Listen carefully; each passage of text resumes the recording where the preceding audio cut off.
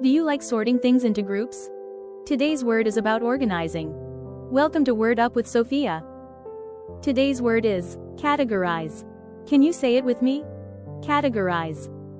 Let's spell it together. C-A-T-E-G-O-R-I-Z-E.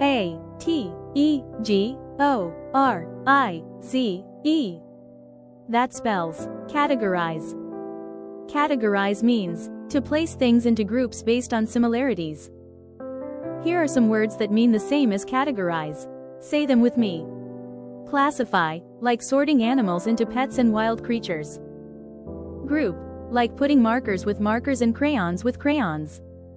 Sort, like separating laundry into lights and darks. Organize, like putting your books neatly on the shelf. Label, like naming folders on your computer. Each one shows how categorize means putting things into the right group. Now let's look at the opposites of categorize. Mix, like tossing puzzle pieces into the toy box. Confuse, like calling a dog a cat by mistake. Scatter, like spreading papers all over the floor. Misplace, like losing track of your notebook. Disorganize, like jumbling everything into a messy pile. That's the opposite of categorizing. Here's a great example. Sofia categorized her books by genre on the shelf. Quick review. To place things into groups based on similarities. Synonyms. Classify.